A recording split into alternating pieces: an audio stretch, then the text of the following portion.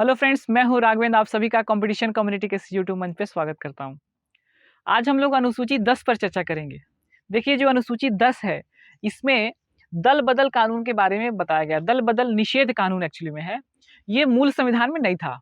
मूल संविधान में 8 ही अनुसूचियां हुआ करती थी। 9, 10, 11, 12 जो है वो समय समय पे जुड़ी है। ये जो 10वीं अनुसूची है, इसमें लिखा हुआ है दल बदल निषेध। ठीक है, दल बदल निषेध यानी एंटी डिफेक्शन लॉ के बारे में बताया गया है। देखिए, इसमें दल बदल का मतलब क्या हुआ। देखिए, होता क्या है, 1985 की बात है। जो सरकारें हैं, बहुत अल्पमत से गिर जाया करती थी। कोई भी पार्टी का मेंबर है, कुछ प्रलोभन से, कुछ पैसे के या कुछ और मजबूरियों के से वो क्या करता था, बहुत जल्दी ना स्विच करता था पार्टियों को।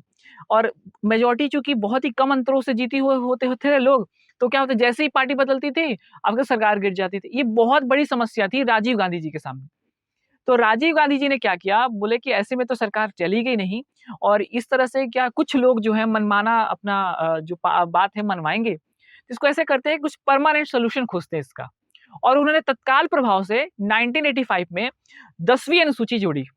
और जो 10वीं अनुसूची है, इसमें दल बदल निषेध कानून को वो लेकर आए। और 10, देखो 10 को कैसे याद करोगे। 10वीं अनुसूची ऐसे है, तो 10 को कैसे याद करते हैं, कितने इंटू, तो 5 इंटू 2 क्या होता है, आपका 10 होता है। तो ऐसे याद हो जाएगा आपको। 52वां संविधान संशोधन करके ये 10वीं अनुसूची जुड़ी थी।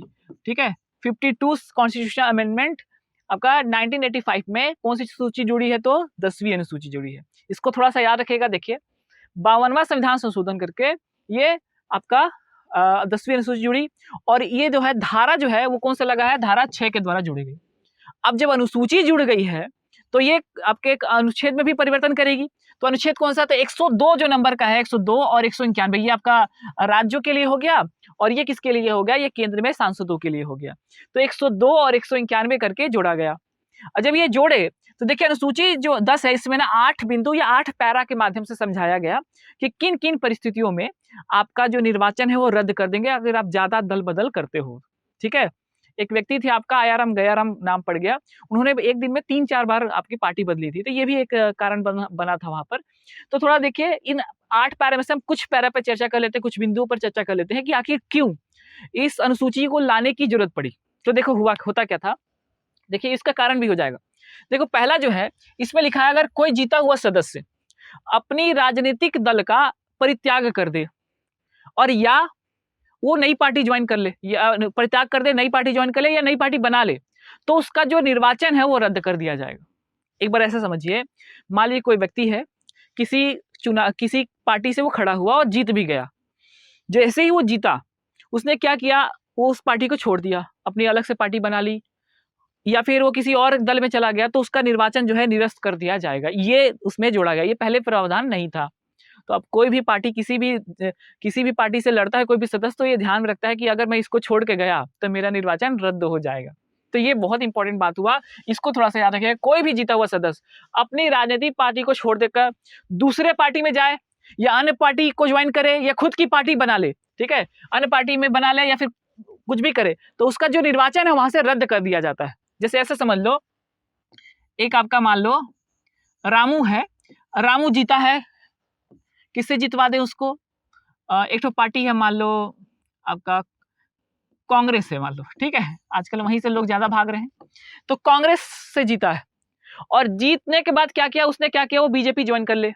ठीक, तो ये रामू है ना, इसका निर्वाचन रद्द कर दिया जाएगा। ये एंटी डिफेक्शन लॉ काम करेगा यहाँ पर। ठीक है, या उसका मन बीजेपी जाने का नहीं है, वो खुद की पार्टी बना रहा है, तो भी ये क्या हो जाएगा, इस तरह से आपका काम करता है। इसका निर्वाचन जो है ये क्या कर दिया जाएगा, रद्द कर दिया जाएगा। ये पहला बात आपको याद रखना है। दूसरा क्या याद रखना है, यदि पार्टी अगर व्हीप जारी करती है, ठीक है, व्हीप यानी सचेतक, पहले समझ लेते हैं क्या होता है। तो जारी होने पर पार्टी के विरुद्ध अगर जाता है या तटस्थ रहता है, तो भी उसका निर्वाचन रद्द हो जाएगा। देखते हैं व्हीप क्या होता है, सचेतक। देखिए क्या होती है, जो पार्टियां होती हैं वो जीते हुए जो उसके सदस्य होते हैं, उसके लिए ना, ऐसा समझ लीजिए सरल शब्दों में, कि नोटिस जारी करती है कि आपको ऐसा करना है। ठीक है, जैसे क्लास होती है हमारी, कॉलेजेस होती हैं, स्कूल होते हैं, उसमें ना जैसे टीचर ने कहा कि ये सबको एक साथ ऐसे प्रार्थना करनी, तो वैसे ही वाला सिस्टम समझ लीजिए। पार्टी के जो नेता होते हैं, जो पार्टी होती है, वो क्या करती है, सदस्यों को बोलती है कि इस मुद्दे पर आपको ऐसी राय रखनी है, पार्टी के साथ चलना पड़ता है आपको। ठीक है, आपकी अलग राय नहीं हो सकती। वैसे समझ लिए सचेतक या क्या होता है, व्हिप बोलते हैं उसको। कभी कभी जैसे कुछ चुनाव ऐसे होते हैं जिसमें व्हिप लागू होता है, जैसे आपके राज्यसभा के जो चुनाव होते हैं उसमें व्हिप काम करता है, कई चुनाव पे काम नहीं करते, तो व्हिप जारी करके कहा जाता है कि देखिए हम हमको इसको वोट करना है, हम इसका समर्थन करते हैं, तो आप सारे मेंबर्स को वोट करना पड़ता है उसी को। कभी कभी क्या होता है, व्हिप जारी करते हैं और व्हिप जो जारी करने के बाद कहा जाता है कि आपको उपस्थित होना है, तो उपस्थित होना है, समझ लिया, शॉर्ट नोटिस है और उसका पालन करना पड़ेगा आपको, ऐसा है। नोटिस निकाले हैं और उसका पालन सभी सदस्यों को करना कंपलसरी है, ठीक है, उसी को आप समझ लीजिए सरल शब्दों में क्या है, सचेतक है। तो मान लीजिए एक व्हिप आया कि इस पार्टी के हमने ये कैंडिडेट को खड़ा किया, आप सभी को इसको मत देना है।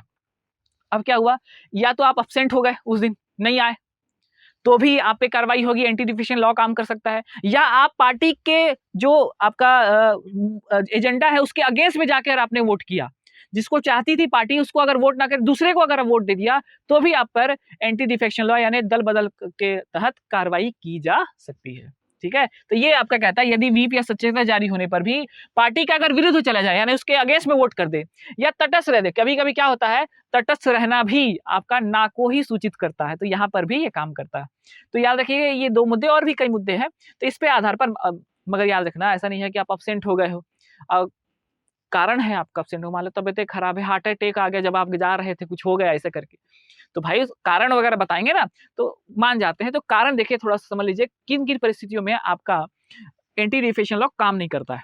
तो देखिए इसमें पहला है, यदि आपने एक उचित कारण 15 दिन के अंदर बता दिया और पार्टी के जो सदस्य हैं, जो आपके अध्यक्ष हैं, जो मेंबर हैं, उनसे माफी मांग ली आपने, ठीक है, या फिर उस पार्टी ने माफ कर दिया कि हाँ चलो ठीक है आपका जेन्युइन कारण था, आप हॉस्पिटल में थे, हमने आपको माफ किया, तो याद रखिएगा 15 दिन के अंदर, कितने दिन के अंदर, 15 दिन के अंदर या तो आप माफी मांग ले, अरे गलती से टीप रहे थे उसको टिपा गया दूसरा, ऐसे भी हो सकता है, थप्पा कहीं और मारे थे, हाथ कप कपा रहा था, कहीं और मारा गया, तो भी क्या होगा, 15 दिन के अंदर अगर माफी मांग ले और कारण उचित बता दे, माफ कर दिए पार्टी के जो मेंबर है, आपके जो सदस्य सॉरी अध्यक्ष हैं, तो भी आपका काम बन जाएगा, आपका एंटी डिफेक्शन लॉ नहीं करेगा। और माफ कर दे या माफी मांग ले, दोनों में से कोई भी एक हो जाए तो दल बदल कानून से आप बच सकते हैं। एक और चीज देखिए, यदि 2/3 सदस्य, अब देखो यहां पर क्या हुआ, खेल हुआ है, जब दल बदल कानून बना था तो उस समय 1/3 लिखा था, याद रखिएगा 1/3 सदस्य। अभी क्या हुआ है, 91वां संविधान संशोधन सन 2003 से क्या कर दिया गया, इसको 2/3 कर दिया गया, बहुत इंपॉर्टेंट है, हाईलाइट मेरा भी, एमपी में भी ऐसा सीन हो चुका है इसलिए मैं बता रहा हूं, याद रखिएगा 2/3 सदस्य एक साथ पार्टी को छोड़ दे, ठीक है, तो एंटी डिफेक्शन लॉ उस पर काम नहीं करता है। ये कब से आया है, तो 91 संविधान संशोधन 2003 से, जब ये बना था 1985 में तब 1/3 था, अभी ये कितना हो गया है, 2/3 हो गया, इसको थोड़ा याद रखिएगा। मान लो ऐसा समझ लो कोई पार्टी है, कोई जीता है, वहां से 2/3 सदस्य पूरे उठ गए, दूसरी पार्टी बना ले या दूसरी पार्टी में चले जाए, तो भाई एक आदमी कुछ गलत हो सकता है, नाराजगी हो सकती है, मगर 2/3 का नाराजगी तो समझ में नहीं आता ना, इसीलिए इसको छूट दी गई है, ठीक है, एक्सेप्शन है। आपका 2/3 जो सदस्य है ये क्या कर दे, एक साथ क्या कर दे, पार्टी का परित्याग कर दे, चाहे कोई भी रीजन हो, कहीं भी चले जाए या नया पार्टी बना ले, तो दल बदल कानून इन पे काम नहीं करता है। तो थोड़ा इसको ध्यान रखना, ये 15 दिन के अंदर माफी मांग ले या पार्टी जो है वो उनको माफ कर दे, और या तो फिर 2/3 सदस्य एक साथ अगर परित्याग करते हैं तो भी दल बदल कानून काम नहीं करता है। तो ये दो बातें हो गई।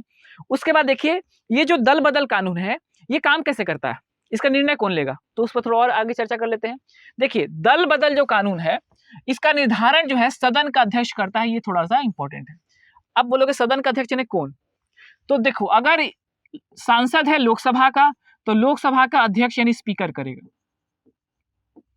लोकसभा का अध्यक्ष करेगा। यदि दल बदल कानून जो है राज्यसभा का कोई सांसद अगर ऐसा कुछ किया है तो वो कौन करेगा, राज्यसभा का अध्यक्ष इस पर निर्णय करेगा, यानी राज्यसभा का जो स्पीकर है वो करेगा।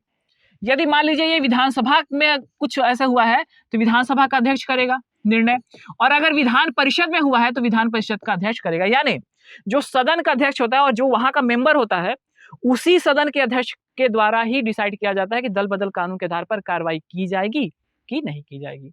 तो थोड़ा इसको ध्यान रखिएगा।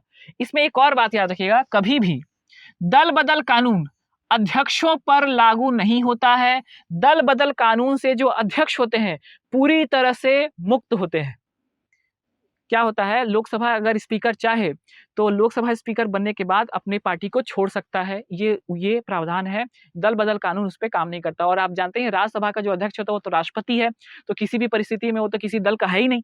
तो दल बदल कानून जो है वो अध्यक्ष पर इम्प्लीमेंट नहीं होता है, इसको थोड़ा-सा ध्यान में रखेंगे। ठीक है? अध्यक्षों पर ये काम नहीं करता है। तो किस पे काम करता है? केवल सदस्यों पे काम करता है। तो कहीं भी क्वेश्चन है, आजकल कूट के प्रश्न बहुत आ रहे हैं, तो कूट में भी पूछा जा सकता है। उसके साथ देखिए, जब ये बना था तो क्या हुआ, दल बदल कानून पर न्यायिक समीक्षा से इसको दूर रखा गया था कि जो अध्यक्ष निर्णय करेगा, ठीक है, इसका निर्णय अंतिम होगा। सदस्य के खिलाफ अगर कोई निर्णय ले लिया तो ये अंतिम होगा, इस पे कोई और न्यायिक समीक्षा नहीं करेगी, न्यायालय जांच नहीं करेगी। क्या हुआ, 1992 में एक बहुत महत्वपूर्ण केस में सुप्रीम कोर्ट ने बोला ऐसा काहे भाई, काहे नहीं हम उस न्यायिक समीक्षा करेंगे, तोपचंद थोड़े हो, हम करेंगे। और 10वीं अनुसूची के जो भी विषय हैं उस पे न्यायिक समीक्षा का अधिकार सुप्रीम कोर्ट ने कहा और उसके पर है।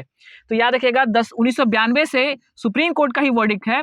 उसने कहा कि 10वीं अनुसूची पर जो अध्यक्ष द्वारा लिया गया निर्णय है उसकी न्यायिक समीक्षा की जा सकती है, यानी जुडिशियल रिव्यू किया जा सकता है। ठीक, तो ये थोड़ा याद रखिएगा। 10वीं अनुसूची की भी न्यायिक समीक्षा की जाएगी। तो कैसे करेगी न्यायिक समीक्षा? तो न्यायिक समीक्षा अध्यक्ष द्वारा जो निर्णय लिया जाएगा दल बदल कानून के, मान लीजिए उसने कोई कानून लगा दिया दल बदल के आधार पर और उसका जो निर्वाचन रद्द कर दिया, अगर वो व्यक्ति सुप्रीम कोर्ट चला गया तो उसकी न्यायिक समीक्षा होगी कि किन किन परिस्थितियों में आपने दल बदल कानून का प्रयोग करके उसको हटाया है। तो न्यायिक समीक्षा कब से कर सकते हैं? तो 1992 के केस से सुप्रीम कोर्ट ने कहा कि हम इसका न्यायिक समीक्षा कर सकते हैं। तो ये हमारा पूरा अनुसूची 10 था। इसमें आप अच्छे से प्रैक्टिस कीजिएगा। आई होप आपको समझ में आया होगा।